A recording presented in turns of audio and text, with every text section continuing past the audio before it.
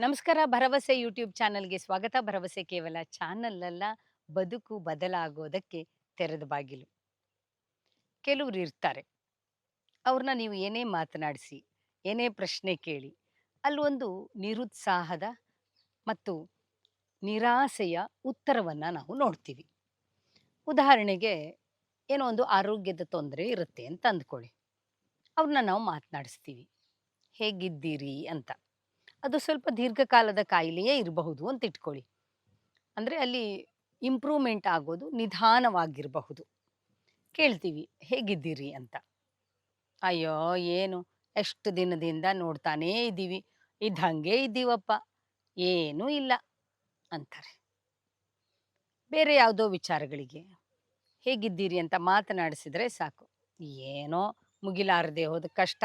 ಯಾವಾಗ್ಲೂ ಹೀಗೆ" ಅಂದ್ರೆ ಒಂದು ರೀತಿಯ ನಿರಾಸೆಯ ಉತ್ತರವನ್ನೇ ಸದಾ ಹೇಳ್ತಾ ಇರ್ತಾರೆ. ನೀವು ಅಂಥ ವ್ಯಕ್ತಿಗಳನ್ನ ಭೇಟಿಯಾಗಿರ್ತೀರಿ ಅಲ್ಲ? ಯಾಕಾದ್ರೂ ಇವ್ರನ್ನ ಪ್ರಶ್ನೆ ಕೇಳಿದ್ನಪ್ಪ ಅನ್ನಿಸುವ ಹಾಗೆ ಅವರ ಉತ್ತರ ಇರುತ್ತೆ ಅಲ್ಲ? ಇದು ಯಾಕೆ? ಯಾಕೆ ಇವ್ರು ಹೀಗೆ ವರ್ತಿಸ್ತಾರೆ? ಯಾಕೆ ಹೀಗೆ ಮಾತಾಡ್ತಾರೆ?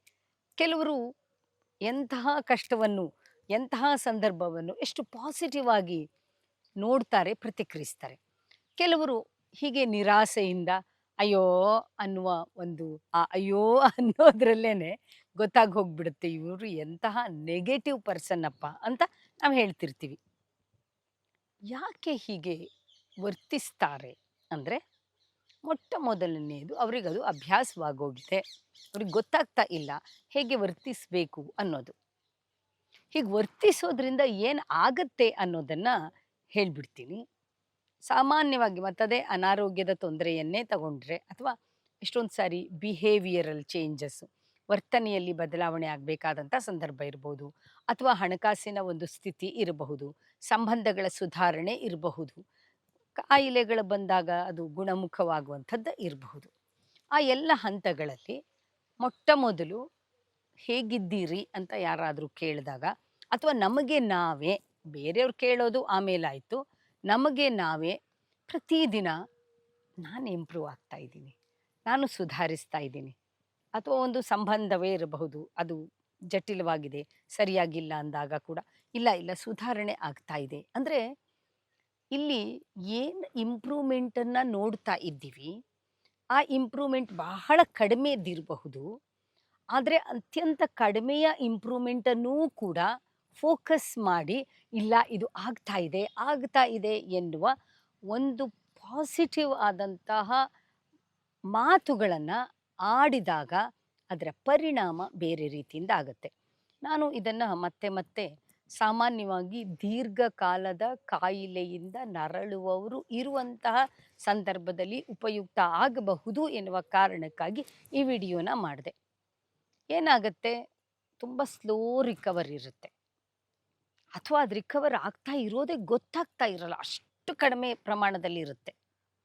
ಹಾಗಾಗಿ ಅವ್ರು ನೋಡಿದವರಿಗೂ ಅಥವಾ ಸ್ವತಃ ಅವರಿಗೆ ಏನೂ ಪ್ರಯೋಜನ ಇಲ್ಲ ಎನ್ನುವ ಒಂದು ನಿರಾಸೆಯ ಉತ್ತರ ಸಹಜ ಎನ್ನುವ ಹಾಗೆ ಬರುತ್ತೆ. ಆದರೆ ನಾವು ಅಂದ್ಕೊಳ್ಬೇಕು ಅಥವಾ ಅದನ್ನು ಹೇಳೋದನ್ನು ಪ್ರಾಕ್ಟೀಸ್ ಮಾಡಬೇಕು. ಇಲ್ಲ, ನಿನ್ನೆಗಿಂತ ಇವತ್ತು ಎಷ್ಟೋ ಬೆಟರು, ನಿನ್ನೆಗಿಂತ ಇವತ್ತು ನಾನು ಎಷ್ಟೋ ವಾಸಿಯಾಗಿದ್ದೀನಿ, ಇಲ್ಲ ಇಂಪ್ರೂವ್ ಆಗ್ತಾ ಇದೆ. ಈ ಇಂಪ್ರೂವ್ ಆಗ್ತಾ ಇದೆ ಅನ್ನೋದನ್ನು ಹೇಳ್ತೀವಲ್ಲ, ನಾನು ಸುಧಾರಿಸ್ತಾ ಇದ್ದೀನಿ ಅಂತ ಹೇಳ್ತೀವಲ್ಲ, ನನಗೆ ಪರವಾಗಿಲ್ಲ, ನಿನ್ನೆಗಿಂತ ಎಷ್ಟೋ ನನಗೆ ಇಂಪ್ರೂವ್ಮೆಂಟ್ ಕಾಣ್ತಾ ಇದೆ ಅಂತ ಹೇಳ್ತೀವಲ್ಲ, ಹಾಗೆ ಹೇಳುವುದರ ಮೂಲಕ ನಾವು ಒಂದು ಪಾಸಿಟಿವ್ ಅಂಶವನ್ನು ಫೋಕಸ್ ಮಾಡ್ತೀವಿ.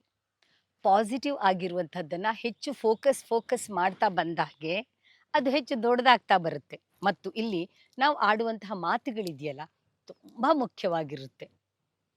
ನನಗೆ ಸುಧಾರಣೆ ಆಗ್ತಾ ಇದೆ, ಈ ಔಷಧಿ ಎಷ್ಟೋ ಇಂಪ್ರೂವ್ ಆಗಿದೆ, ನನ್ನ ಕೈಯಲ್ಲೇ ಇದೆ ಇದನ್ನು ಗುಣಪಡಿಸ್ಕೊಳ್ಳುವಂಥದ್ದು, ನಾನು ಒಳ್ಳೆಯ ಜೀವನ ಶೈಲಿಯಿಂದ ನಾನು ಇದನ್ನು ಸುಧಾರಿಸ್ಕೊಳ್ತೀನಿ, ನನಗಿದು ಸಾಧ್ಯ ಆಗ್ತಾ ಇದೆ.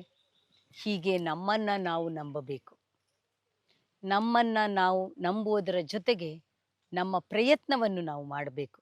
ಈ ಪ್ರಯತ್ನದ ಜೊತೆಗೆ ಒಂದು ಪಾಸಿಟಿವ್ ಆಟಿಟ್ಯೂಡ್ ಇರಬೇಕು. ನನಗೆ ಆಗತ್ತೆ, ನನಗೆ ಸುಧಾರಣೆ ಆಗುತ್ತೆ ಅಂತ.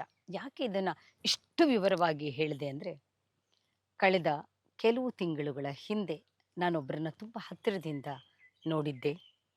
ಅವರಿಗೆ ಬ್ಯಾಕ್ ಪೇನ್ ಬಂದು ಹಾಸಿಗೆಯಲ್ಲೇ ಮಲಗಿದ್ರು. ಸುಮಾರು 3 ತಿಂಗಳುಗಳ ಕಾಲ ಅವರು ಹಾಸಿಗೆಯಲ್ಲೇ ಮಲಗುವಂಥ ಸಂದರ್ಭ ಬಂತು. ಆ 3 ತಿಂಗಳುಗಳ ಅವಧಿಯಲ್ಲಿ ಅವರು ಹೇಗೆ ತಮ್ಮ ಬ್ಯಾಕ್ ಪೇನನ್ನು ವಾಸಿ ಮಾಡಿಕೊಂಡ್ರು ಅನ್ನೋದನ್ನು ಹೇಳ್ತಾ ಒಂದು ವಿಚಾರವನ್ನು ಹೇಳಿದ್ರು. ಪ್ರತಿ ದಿನದ ಇಂಪ್ರೂವ್ಮೆಂಟನ್ನು ನಾನು ಫೋಕಸ್ ಮಾಡ್ತಾ ಇದ್ದೆ. ಪ್ರತಿದಿನದ ಇಂಪ್ರೂವ್ಮೆಂಟ್ ಅಂದರೆ ಒಂದೇ ಸರಿ ಏನೂ ಇಂಪ್ರೂವ್ಮೆಂಟ್ ಆಗಲಿಲ್ಲ. ಸಣ್ಣ ಸಣ್ಣದು ಸಣ್ಣ ಸಣ್ಣದು ಸಣ್ಣ ಸಣ್ಣದು. ಒಂದು ದಿನ 5 ನಿಮಿಷ ಕುತ್ಕೊಳ್ಳೋಕ್ಕಾಗಿತ್ತು, ಮಾರನೇ ದಿನ ಅದು 6 ನಿಮಿಷ ಕುತ್ಕೊಳ್ಳೋಕ್ಕಾಗತ್ತಾ ಅಂತ ಯೋಚನೆ ಮಾಡ್ತಾ ಇದ್ದೆ. 8 ನಿಮಿಷ ಕುತ್ಕೊಳ್ಳೋಕ್ಕಾಗತ್ತಾ ಅಂತ ಯೋಚನೆ ಮಾಡ್ತಾ ಇದ್ದೆ. ಹೀಗೆ ಸಣ್ಣ ಸಣ್ಣ ಸಣ್ಣ ಸಣ್ಣ ಇಂಪ್ರೂವ್ಮೆಂಟನ್ನು ನಾನು ದೊಡ್ಡದಾಗಿ ದೊಡ್ಡದಾಗಿ ಫೋಕಸ್ ಮಾಡ್ತಾ ಮಾಡ್ತಾ ಆ ಇಡೀ ಒಂದು ಪೇನಿಂದ ಹೊರಗೆ ಬರೋದಕ್ಕೆ ನನಗೆ ಸಾಧ್ಯ ಆಯಿತು ಅಂತ ಹೇಳ್ತಾ ಇದ್ರು. ಅದಕ್ಕೆ ಇದು ಪೇನಿನ ವಿಚಾರವಾಗಿರ್ಬೋದು, ನೋವಿನ ವಿಚಾರವಾಗಿರ್ಬೋದು, ಡೇ ಟು ಡೇ ಲೈಫ್ನ ನಮ್ಮ ಪ್ರೋಗ್ರೆಸ್ಸನ್ನು ನಾವು ಅಪ್ರಿಷಿಯೇಟ್ ಮಾಡ್ತಾ, ನಾವೇ ನಮ್ಮನ್ನು ಅಪ್ರಿಷಿಯೇಟ್ ಮಾಡುವಂಥದ್ದು. ನೀವು ಹೀಗೆ ಹೇಳಿದ್ರೆ ಬಹಳ ಜನ ಅಂದ್ಕೋತೀರಿ, ಏನು ನಮ್ಮನ್ನೇ ನಾವು ಅಪ್ರಿಷಿಯೇಟ್ ಮಾಡ್ಕೊಳ್ಳೋದಾ ಅಂತ. ನಾ ಸೆಲ್ಫ್ ಲವ್ ಬಗ್ಗೆ ತುಂಬ ಸಾರಿ ಹೇಳ್ತಾ ಇದ್ದೀನಲ್ಲ, ಸೆಲ್ಫ್ ಲವ್ ಹೇಗಿರಬೇಕು, ಏನು ಎತ್ತ ಅಂತ. ಅದರಲ್ಲಿ ನಮ್ಮನ್ನು ನಾವು ಅಪ್ರಿಷಿಯೇಟ್ ಮಾಡ್ಕೊಳ್ಳೋದು ಕೂಡ ತುಂಬ ಮುಖ್ಯ. ನಮ್ಮನ್ನೇ ನಾವು ಮೆಚ್ಚಿಕೊಳ್ಳೋದು, ನಮ್ಮ ಸುಧಾರಣೆಯನ್ನು ನೋಡಿ ನಾವೇ ಖುಷಿ ಪಡೋದು, ನಮ್ಮ ಇಂಪ್ರೂವ್ಮೆಂಟನ್ನು ನಾವೇ ದಾಖಲಿಸಿಕೊಳ್ಳೋದು ಮತ್ತು ನಾವೇ ನಮ್ಮ ಬಗ್ಗೆ ಅಭಿಮಾನ ಮತ್ತು ಹೆಮ್ಮೆಯನ್ನು ಹೊಂದುವಂಥದ್ದು. ಇದೆಲ್ಲ ಯಾವಾಗ ಸಾಧ್ಯವಾಗುತ್ತೆ ಅಂದರೆ, ನಮ್ಮ ಬಗ್ಗೆ ನಾವು ತುಂಬ ಫೋಕಸ್ಸಿಂಗ್ ಆಗಿ ಇದ್ದಾಗ. ನಾವು ಮಾಡ್ತಾ ಇರುವಂತಹ ಕೆಲಸ, ನಾವು ಆಡ್ತಾ ಇರುವಂತಹ ಮಾತು, ನಮ್ಮಲ್ಲಿ ಬರ್ತಾ ಇರುವಂತಹ ಆಲೋಚನೆಗಳು, ಇವು ಎಲ್ಲದರ ಬಗ್ಗೆ ನಮಗೆ ಇರುವಂಥ ಒಂದು ಅವೇರ್ನೆಸ್ ಇದೆಯಲ್ಲ, ಇದು ನಮ್ಮ ಪ್ರಜ್ಞಾಪೂರ್ವಕ ಬದುಕು ಸಾಧ್ಯವಾದಾಗ ಇವು ಎಲ್ಲವೂ ಸಾಧ್ಯವಾಗುತ್ತೆ. ಆಗ ನಾವು ಸಣ್ಣ ಸಣ್ಣ ಸುಧಾರಣೆಯನ್ನು ಕೂಡ ದಾಖಲಿಸ್ತೀವಿ. ಕಡೇ ಪಕ್ಷ ನಮ್ಮ ಮನಸ್ಸಿಗೆ ಅದು ರೆಕಗ್ನೈಸ್ ಆಗುತ್ತೆ.